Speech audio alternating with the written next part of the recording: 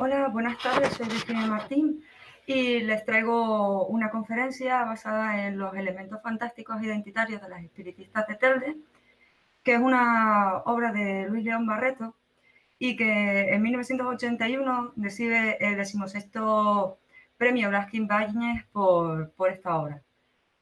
Esta obra ahonda en el crimen ritual perpetrado en 1930 en Telde, un municipio de las Islas Canarias.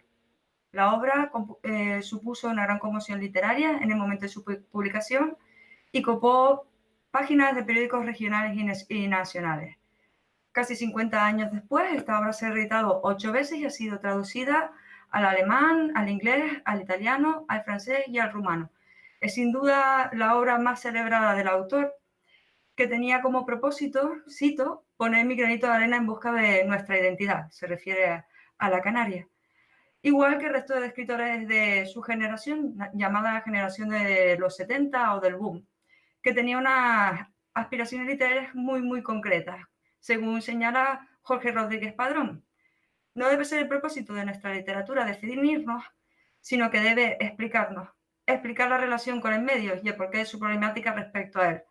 La materialización de estas ideas hace que la expresión literaria de estos autores eclosione en textos bañados por el experimentalismo, en el que las formas dialectales canarias se mezclan con el barroquismo hispanoamericano y a veces se unan en una concepción mágica del mundo. Hecho que constata si tenemos a las influencias literarias de esta generación que se encontraba en vanguardia en ese momento, tal y como señala Osvaldo Rodríguez, como les presento en esta cita. El camino de la novela contemporánea, abierto por Faulkner, Joyce o Kafka, por el que transitan escritores del otro lado del Atlántico, como Sábato, Borges, Vargas Llosa, Carpentier, Lezama Lima, Cortázar o García Márquez, antes que la península, encuentra la literatura de Canarias su cauce más natural. En el caso de las espiritistas de Telde, se hace especialmente patente la influencia de Carpentier en el barroquismo que inunda la obra y que contrasta con los rasgos dialectales de los personajes. Completa la idiosincrasia de la obra la acumulación de referencias textuales directas e indirectas y documentos que exploran desde el orden legal, como testamentos e informes forenses, a recortes de periódico. Estos documentos toman especial relevancia en la obra, ya que juegan con la temporalidad del relato, transportándonos directamente al pasado y hablando con voz propia de lo que ha sucedido en él. Pero por otra parte, y esta es la que más me interesa profundizar en esta comunicación, se presentan como elementos objetivos frente a la memoria de los personajes y la reconstrucción de los acontecimientos. Esta visión objetivista del relato se completa con la del periodista Enrique López, que viaja a la isla para investigar el caso 40 años después y que contrasta con la visión mágica del mundo que nos muestra el narrador estrategiático y los distintos personajes de la obra. El documento que mueve toda la obra, que funciona como culminación de la saga Van der Valle y hace que Enrique López vaya a Gran Canaria, el epicentro de la narración en definitiva, no es otro que la cabecera de un periódico. Horroroso crimen de una doncella. Una joven bellísima es sacrificada por sus familiares como acto de expiación ordenado por el espíritu del más allá. Recibió 200 heridas y su cuerpo era una llaga sangrante. Detenidos los fanáticos ejecutores. Al parecer, estaban convencidos de realizar un acto de salvación. Antes de introducirnos en los elementos fantásticos que se encuentran en la obra y la funcionalidad de estos, que es nuestra principal intención, consideramos conveniente hacer un pequeño resumen de los acontecimientos de la novela para aquellas personas que no hayan tenido la ocasión de leerse la obra. El primogénito y único varón de la familia Van der Valle se encuentra enfermo de tisis y, para desespero de la familia, los remedios que le prescriben los médicos no surten efecto. La familia decide seguir las recomendaciones de Juan Camacho y acudir a santeras para intentar curar a Jacinto. Motivados por este, Jacinto, su madre y sus hermanas se inician en la teosofía y comienzan a hacer rituales de purificaciones y sesiones de espiritismo, en los que rara vez participa Ariadna, la hermana más pequeña. Las hermanas de Jacinto y su madre están convencidas de que, el destino de este es traer la nueva revelación del Señor. Hecho que él mismo confirma por su habilidad por comunicarse con los espíritus. Al final, el cuerpo de Jacinto se da la enfermedad y muere. 10 días después del entierro, hace una sesión de espiritismo para comunicarse con él, en el que les informa que se encuentra en los sótanos del cielo, es decir, el purgatorio. Aunque la conversación se corta abruptamente, Francisca, la hermana que ha contactado con Jacinto, informa a su madre y a sus hermanas que para que el alma de Jacinto ascienda al cielo es necesario que una de ellas se sacrifique. Eligen a Ariadna y después de 3 días de ayuno perpetran el crimen ritual que acabará con su vida. El padre, al enterarse de esta noticia, también se suicida. En el juicio son declaradas culpables de asesinato, pero destinadas a un psiquiátrico, puesto que la defensa argumenta que tenían esquizofrenia crepuscular. 40 años después, un periódico madrileño envía a Enrique López a investigar sobre lo acontecido. Después de 10 días en la isla, en la que consulta documentos, se entrevista con el abogado defensor e incluso con santeras, curanderas y busca información entre la gente del pueblo, considera que ya tiene suficiente información para como para abandonar la isla. Cuando está en el avión, la azafata le entrega el periódico de esa mañana, pero este se muestra como el del 20 de abril de 1930, el que contiene la cabecera del asesinato de Ariadna. El periódico se deshace entre sus manos mientras vuela Semeadri.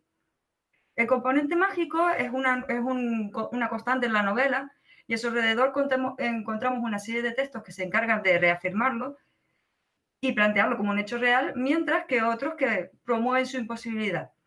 Recordemos que el fundamento teórico para que una obra se considere fantástico precisamente es el hecho que irrumpe en un texto creando un corte que separa lo que es posible la realidad intertextual con la realidad extratextual.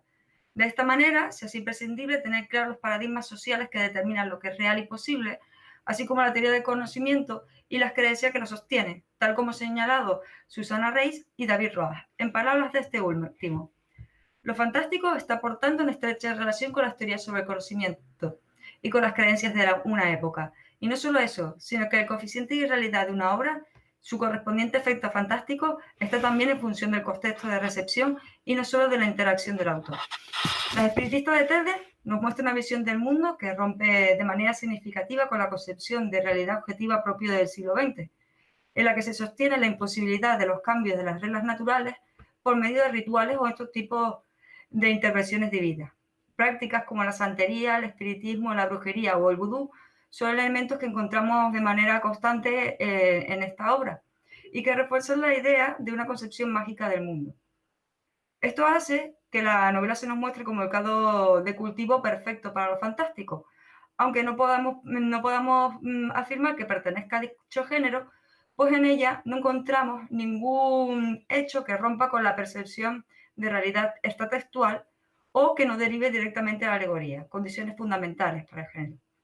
Además, si atendemos a que todos los hechos encuentran su expresión final en la racionalización de los actos de la familia Van der Velde, en la alienación y en la enfermedad mental, no podemos sino afirmar que la novela pertenece al género de lo pseudo-fantástico, que en palabras de Roas sería lo siguiente. Con dicho término me refiero a aquellas obras que utilizan las estructuras, motivos y recursos propios de lo fantástico, pero cuyo tratamiento de lo imposible nos aleja del efecto y del sentido propios de esta categoría. Son textos que o bien terminan racionalizando los supuestos fenómenos sobrenaturales, o bien la presencia de estos no es más que una excusa para ofrecer un relato satírico, grotesco o alegórico. Las espiritistas de Telde, las apariciones de los elementos pseudofantásticos tienen una especial relevancia porque son empleadas para mostrar parte de la historia de Canarias, su configuración poblacional, así como el conjunto de creencias que se desarrolló en las islas.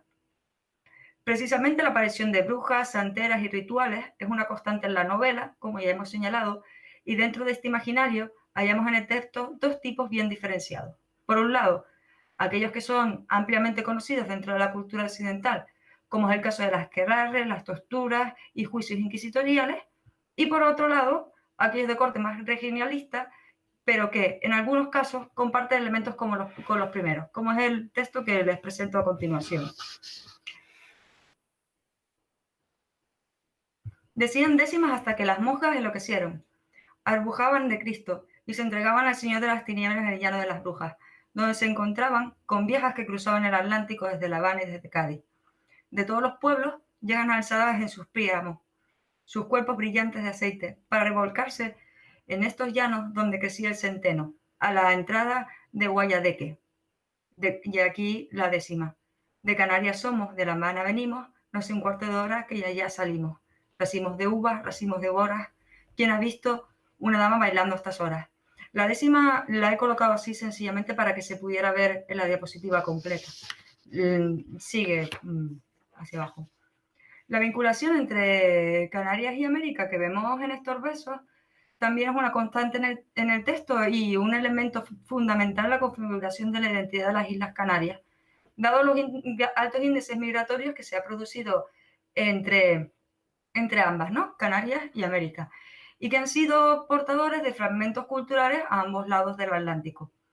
El personaje representativo de este fenómeno es Juan Camacho, un canario que retorna a Gran Canaria desde Cuba y el que inicia la familia Van der Valle en los distintos tipos de ritos.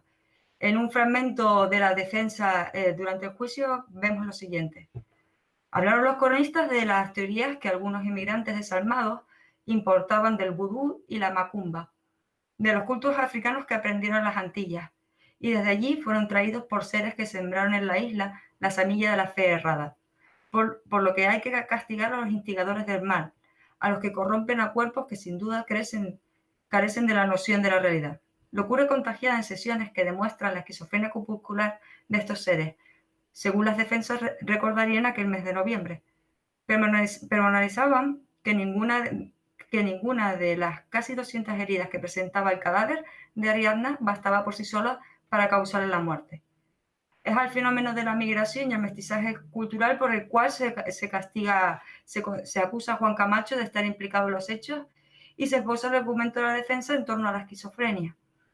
Este fragmento además podemos apreciar cómo todos los hechos se explican de una manera racional, pese a que se está ofreciendo claras referencias a una concepción mágica del mundo y que expresa con claridad que los elementos combinados expresan con claridad que nos estamos enfrentando ante un texto pseudo-fantástico. Además de los elementos de corte cultural, también encontramos referencias a lo fantástico en las descripciones del espacio. Veamos, por ejemplo, la descripción que se produce cuando el periodista llega al lugar de los hechos y una persona del lugar le explica cómo es, que es el texto que le presento a continuación.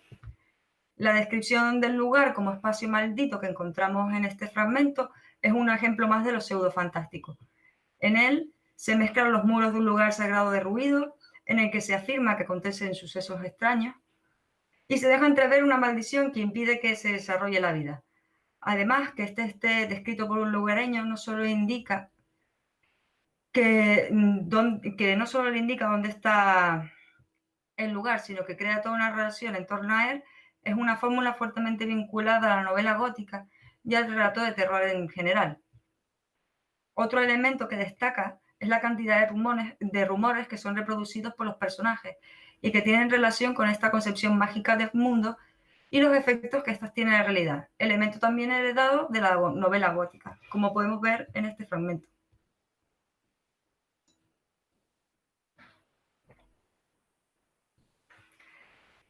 La inclusión de rumores sobre los hechos a lo largo del relato, que se encuentran claramente desvinculados de la relación de acontecimientos, refuerzan la idea en el lector de que no debe tomar por cierto lo que afirman. Y por tanto, la tesis que proponen los textos históricos y los documentos forenses. Es decir, se reafirma la concepción no mágica del mundo. Un efecto similar al que le sucede a Enrique Ropes y a Raquel después de entrevistarse con una gran cantidad de personas que les ofrecen informaciones contradictorias. No deben de haber 10 personas que sepan la versión exacta, dijo Enrique, porque a estas alturas de la historia está trastocada al infinito. Y Raquel le explica que en los pueblos cercados por el mar se revuelven las tradiciones y los oscuros demonios, una carnada de jeroglíficos que nadie ha podido descifrar.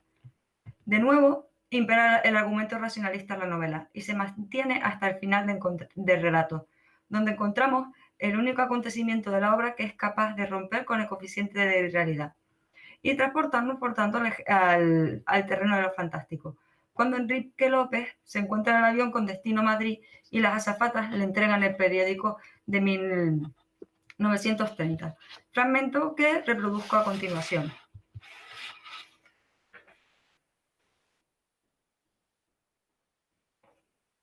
Este hecho, que no encuentra ningún tipo de explicación que lo enmarque dentro de los parámetros de la realidad intratextual y extratextual, podría configurar a la obra por sí misma como fantástica. Sin embargo, unas líneas más abajo, este argumento es desmentido. Horroroso crimen en Telde. El papel amarillento deshaciéndose entre los dedos, quebrándose en tiras minúsculas, desintegradas en motas de polvo, cuarteándose entre sus dedos como areniscas sobre el mar. El sentido alegórico de este fragmento se impone a lo extraño del suceso. El periódico se deshace entre los dedos de Enrique del mismo modo que lo ha hecho la verdad cuando ha intentado sacarlo a la luz 40 años después. El periódico no es más que el fracaso de Enrique que intenta recomponer la historia. La alegoría claramente impide que lo fantástico se desarrolle, por mucho que este efecto fantástico rompa con la realidad que nos circunda.